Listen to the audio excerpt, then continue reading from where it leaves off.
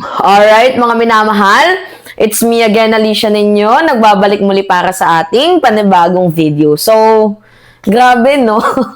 Kahit simbahan, abay, itinataboy. Itong si Vice President Sara Duterte.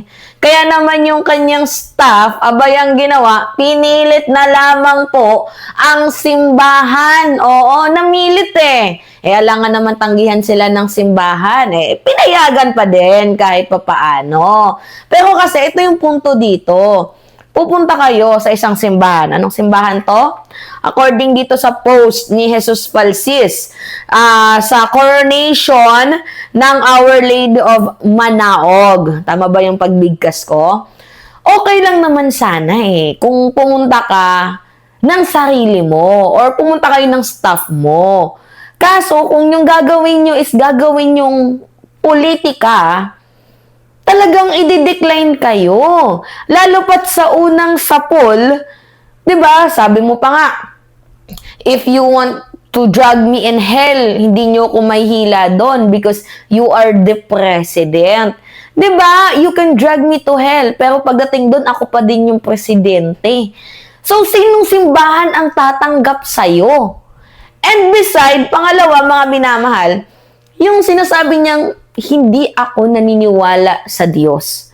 So, sinong simbahan ang tatanggap sa'yo kung hindi ka naniniwala sa Diyos? Gets ninyo, mga minamahal? Okay, basahin natin tong post ni Jesus Falsis. Sabi dito ni Jesus Falsis, nagpunta ang staff ni Sara Duterte sa church asking for an invitation for the centenary of canonical coronation of Our Lady of Manaog. They are also asked for a role for Vice President like ribbon cutting, altar service, walking down the aisle, or processional service. Nung una, ayaw nila i-invite. Pero napilitan sila kasi paulit-ulit ang pagpunta ng staff and pag-follow up. And natatakot or nahihiyang silang i-reject the self-invitation. Ang compromise na lang is while they will invited the VP, walang role na ibibigay, keep the event apolitical. Kasi, yung simbahan, it should be neutral. 'Di ba? Malayo dapat yung simbahan sa pamumulitika at hindi dapat ginagamit ang simbahan para mamulitika. Paano kasi? Ito naman ito yung take ko. Kung i-decline sila ng simbahan, there's nothing wrong. Kasi unang-una, si Sara Duterte is a political person. Part siya ng bahagi ng gobyerno na kung saan ang daming kontrobersiya. Pero dahil nga mapagpumilit, nahiya naman ata siguro yung simbahan na i-reject itong si Sara Duterte. Ngayon, pinayagan pa din. Pero nakikita niyo mga minamahal, yung pagmamakaawa, 'di ba? Ni Sara Duterte na siya ay paunlakan, na siya ay pagbigyan, 'di ba? Dito nga po sa 100 years, 'di ba, ng Our Lady of Manaog. Ay, tama ba Manaog? Oo. So ngayon, nung nakita kong post na to, nakakahiya. Kasi as a VP, ikaw pa yung nag-a-ask sa simbahan. Bakit hindi mo na lang hayaan ang simbahan ang mag-ask sa political presence mo? Kasi unang-una, hindi ka talaga iimbitahan ng simbahan. Bakit? Kasi yung ama mo, minura ang Diyos. Si Baste Duterte, yung pag-uugali, bastos. 'Di ba? Yung tungkol sa ama mo, mga rape joke, hindi ka aya-aya. Also, si Pulong, ganun din. And also, ikaw din. Gigilitan mo ba naman ang ulo, presidente? Tama ba yun? Sasabihin mo ba naman na ang presidente ay mamatay na? Yung parang ganun? Diba? Gusto mong patayin?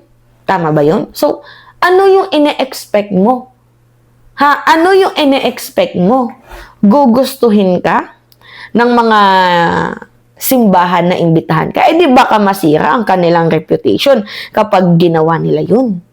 Di ba? Alam niyo kung ano yung mga komento ng mga tao dito? Basahin natin Sabi dito, grabe si Chucky, pati banal na simbahan gagamitin. Exactly. That's the point. Ang hirap pagkatiwalaan ng mga Duterte. Nalalagay sabi na lang natin, bawat lugar na kanyang pinupuntahan sa peligro. Nalalagay sa kahihiyan.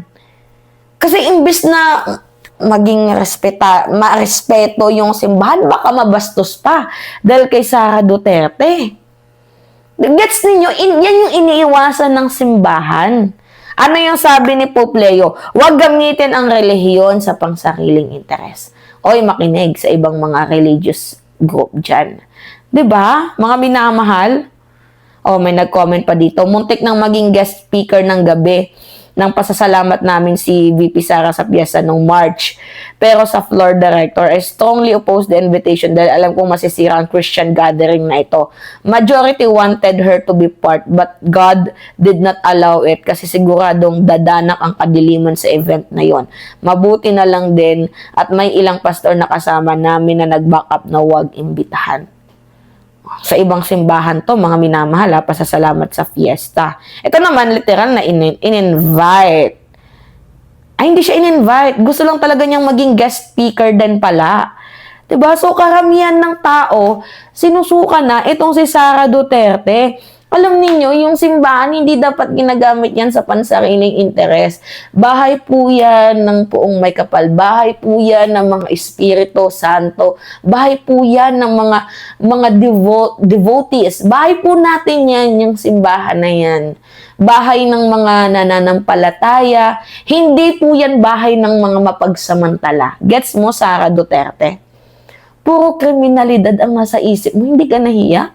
Gusto mong pumunta sa isang simbahan, gusto mong imbitahan ka? Gets ninyo, mga minamahal?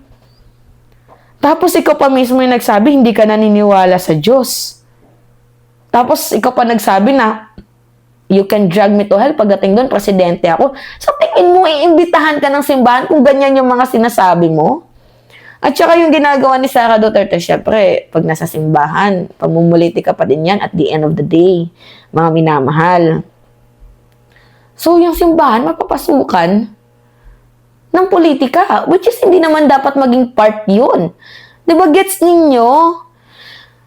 Sana maglabas, kahit pa paano mga minamahal, ang Catholic Church ng memo na iban ang mga political person sa simbahan, lalo pat palapit ng eleksyon. Kung tapos ang eleksyon, posible. Pero yung papalapit ng eleksyon, sana iban. 'Di ba, mga minamahal? Pakunwari pa itong si Sara Duterte, pero balahura din pala yung ugali, no? Hindi, angas. Anyway, mga minamahal, yun po. It's me again, Alicia ninyo. Mga minamahal, nagbabalik muli para sa ating panibagong video. Maraming salamat at ingat, mga kababayan.